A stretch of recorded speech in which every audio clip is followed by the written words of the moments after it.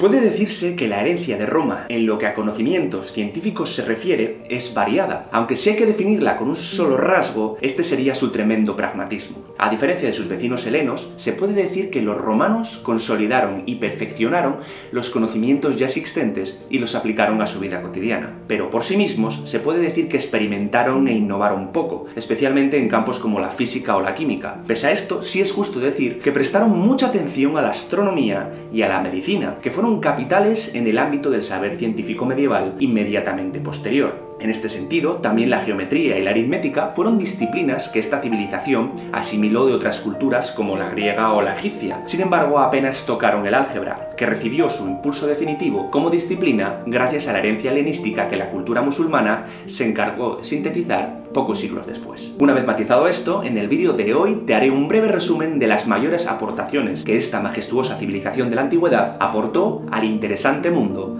de la ciencia.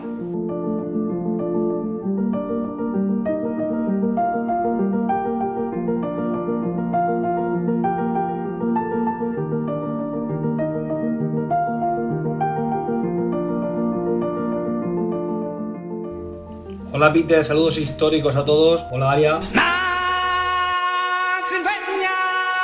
Pues sí, lo primero que hay que saber es que los rasgos más característicos de las matemáticas en la hegemonía de la civilización romana... Hasta luego. Fue que su desarrollo de aplicación estuvo orientado más bien en la parte práctica que en la teórica, y eso es evidente. Como ya os ha dicho Santi, los romanos fueron poco dados a las innovaciones científicas, siendo un pueblo profundamente pragmático, y las matemáticas en este sentido no fueron una excepción. Su aplicación fue esencialmente práctica, especialmente en campos como la ingeniería, la hidráulica o la propia arquitectura, disciplina donde Marco Vitruvio Polión fue su exponente más ilustre. Hay que decir que para las primeras operaciones aritméticas utilizaron los propios dedos, o pequeñas piedras que recibieron el nombre de calculi o calculorum, de donde vendría, a su vez, el término cálculo para referirse a las operaciones matemáticas y también, curiosamente, a las dolorosas piedrecitas que a muchas personas le salen en el riñón o en la vesícula. Sin embargo, el mayor avance que obtuvieron del uso de esta ciencia fue el desarrollo como disciplina y también como oficio de la agrimensura, entendida antiguamente como la rama de la topografía destinada a la delimitación de superficies, en la que se combinaba el análisis y la geometría para medir terrenos, para aplicar fronteras a las ciudades, delimitar parcelas o planificar la construcción de edificios públicos como campamentos, puentes u acueductos. Por último, y que merece ser destacado también, es que una de sus grandes aportaciones a las matemáticas fue la creación de su famosa numeración decimal utilizando letras, aunque por sus limitaciones a la hora de elaborar cálculos complejos, su uso acabó siendo relegado a ámbitos puramente académicos y literarios. Puede decirse, sin lugar a dudas, que algo que le debemos a los romanos es nuestra forma actual de medir y dividir el tiempo, así como establecer cronologías y periodizaciones. Sí, tal y como ha afirmado Martí, los primitivos calendarios romanos, datados de la época del mítico fundador Rómulo, fijaron la duración del año en 10 meses, 6 meses de 30 días y 4 de 31, lo que daba al año una duración de 304 días, algo que les obligó a hacer reajustes que fueron llevados a cabo en torno al siglo VII-VI a.C. por el monarca Numa Pompilio. Tras ellos, el año fue dividido en 12 meses lunares, que sumaron un total de 355 días, algo que seguro que ya os va sonando más familiar, ¿no? Pues bien, a esos 355 se les añadió cada 2 años un mes intermedio, conocido como intercalaris. El mes romano era lunar, es decir, se basaba en la rotación de nuestro satélite alrededor de la Tierra. En este sentido, las calendas o calendae indicaban la luna nueva, las nonas o nonae el primer cuarto y los idus o idea la luna llena. En cuanto a su nomenclatura, en el año 44 a.C. se cambió el nombre del mes quintilis por el de Julius, en homenaje a Julio César, y en el 8 a.C. el sextilis tomó el nombre de Augustus, en honor al emperador Octavio Augusto. En cuanto a los días, el día de los romanos estaba dividido en 24 periodos u horas, igual que en la actualidad. Sin embargo, la diferencia con nuestro horario actual es que ellos asignaban 12 horas al día y 12 horas a la noche, sin importar las fluctuaciones que las estaciones provocaban entre los dos periodos. Entonces, si en Roma el día empezaba al amanecer y terminaba con el ocaso, sus 12 horas correspondientes se dividían en el periodo en el que el sol se paseaba por el firmamento.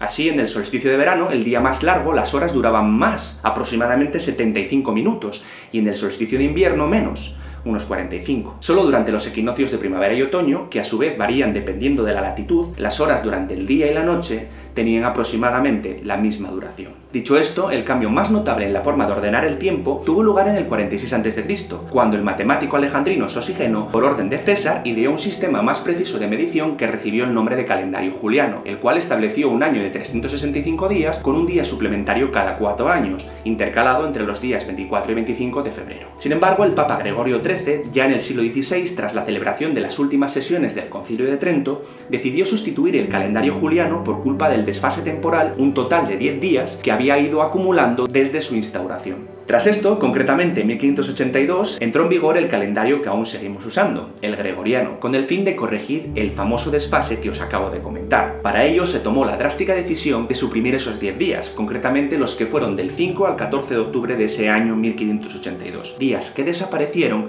y se volvieron desde entonces fantasmas para la historia. Para finalizar, en cuanto a los instrumentos de medición del tiempo, uno de los primeros relojes solares exactos que se usaron en Roma fue construido por orden del cónsul V Marcio Filipo en el año 164 a.C. Otros, como los relojes de agua, que recibían el nombre de clepsidras y cuyo origen estuvo en Egipto, comenzaron a usarse por los romanos poco tiempo después de los solares, fundamentalmente como medidores en las guardias nocturnas de los campamentos de las legiones. Cabe decir que a los griegos les interesó bastante poco conocer con exactitud las horas del día. Por contra, a los romanos sí, sobre todo por lo que ya os he comentado antes, su sentido práctico. Saber en qué momento del día estaban les sirvió para poder establecer horarios concretos para las actividades básicas de la vida diaria de las urbes, como por ejemplo, no sé, la distribución entre la población civil del trigo, del agua, o la apertura de edificios públicos como los baños o las propias bibliotecas. Los romanos no aportaron nada a esta nueva rama de la ciencia, pero sí es cierto que utilizaron la astronomía de una manera práctica. Por ejemplo, utilizando la posición de los astros para orientarse en sus expediciones militares. Pues sí, gracias a la herencia cultural adquirida de los pueblos conquistados, descubrieron las constelaciones y su posicionamiento en el firmamento según las estaciones, especialmente la Osa Mayor y la cercana Osa Menor, donde está situada la estrella polar que desde tiempos inmemoriales ha sido utilizada como referencia básica en labores de orientación. En este campo, el astrónomo más célebre fue el también historiador y geógrafo Claudio Ptolomeo, nacido en Alejandría en torno al año 90 o 100 después de Cristo. Sus estudios y observaciones astronómicas se desarrollaron entre el año 127 y 151 después de Cristo, que dieron como resultado la elaboración de su obra, conocida con el nombre de Sintaxis Matemática o Almagesto, como la tradujeron los científicos árabes. En ella se expuso su teoría geocéntrica o de las esferas, inspirada en Aristóteles, que estuvo vigente más de 1400 años, según la cual la Tierra era un gran cuerpo esférico que estaba fijo en el centro del universo, mientras que el Sol, la Luna y el resto de elementos del firmamento, como los planetas visibles, como es el caso de Marte o Mercurio, giraban en torno a ella. Además, estableció un amplio catálogo formado por un total de 1022 estrellas gracias a las observaciones y estudios previos de Hiparco de Nicea. También se atrevió a calcular la distancia de la Tierra a la Luna, así como el posible diámetro que nuestro satélite natural podría poseer. Así, a lo loco. Pues bien, como ya he dicho, su obra apenas fue rebatida hasta el siglo XVI de nuestra era, salvo por la excepción de Aristarco de Samos, quien ya se había atrevido en torno al siglo III a.C. a situar el Sol en el centro de nuestro sistema planetario, en modo un poco Thug Life.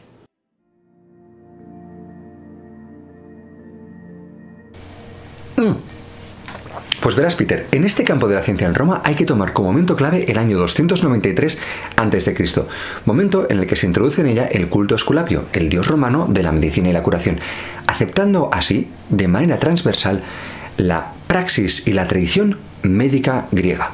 En este sentido, como ya os ha dicho Pau, parte de la práctica médica romana es conocida gracias a la obra De Medicina, escrita por el enciclopedista y quizás también médico Aulio Cornelio Celso, que vivió en el siglo I después de Cristo. Obra donde usó como signo de prestigio vocabulario y nomenclatura griega, y utilizó como referencias básicas para su elaboración a numerosos autores de esa misma cultura. A nivel de contenido, por ejemplo, en ella describió cómo tratar las heridas hechas por proyectiles, la extracción de los mismos y los cuidados posteriores, así como, por ejemplo, las pautas que había que seguir para curar heridas provocadas por armas envenenadas. También dejó escritos consejos relativos a la higiene y diseñó el retrato ideal de un médico cirujano, pues según sus propias palabras, por el cirujano, debe ser joven o por lo menos estar cerca de la juventud.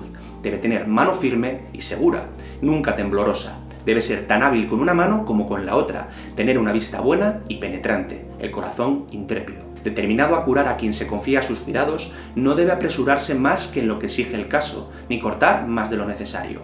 Debe hacerlo todo como si ninguna queja del paciente le afectase. Además de lo anterior, también tenemos la obra, por ejemplo, de Plinio el Viejo, Historia Natural, donde encontramos un interesante recetario relacionado directamente con la medicina tradicional griega. Galeno, médico personal del emperador Cómodo, hijo y sucesor de Marco Aurelio, también dedicó varios volúmenes a la medicina. Su obra y su praxis sirvió de referencia durante toda la Edad Media, solo superada gracias a los trabajos de Vesalio y Miguel Servet ya en el siglo XVI. Galeno, muy influido por la visión aristotélica del mundo, concibió al individuo como un sistema de órganos interconectados al servicio de un alma. Además, analizó la analogía anatómica entre los hombres y los grandes simios y estudió el papel fisionómico de las venas, las arterias, los nervios, los huesos y las articulaciones. Y con esto llegaríamos al final del vídeo. La verdad es que me ha encantado poder hacer un repaso así un poquito, digamos, resumido de lo que fue el desarrollo de algunas ciencias en esa maravillosa civilización que me encanta. Y dicho esto, tenéis el cajón de comentarios para dejar vuestras opiniones, vuestras aportaciones, lo que os apetezca comentar. Preguntaros si os ha gustado y si ese es el caso, pues que lo apoyéis con vuestro like, suscribiéndose al canal y compartiéndolo también en vuestras redes sociales. Agradecer también a los divulgadores que han aparecido en el vídeo que se hayan prestado a esta mini colaboración. Es todo un placer haberos tenido en el Cubil y vosotros, ya sabéis, algunos los conoceréis, igual a otros no, tenéis en el cajón de la descripción el link a sus canales para que les visitéis y os suscribáis, que son muy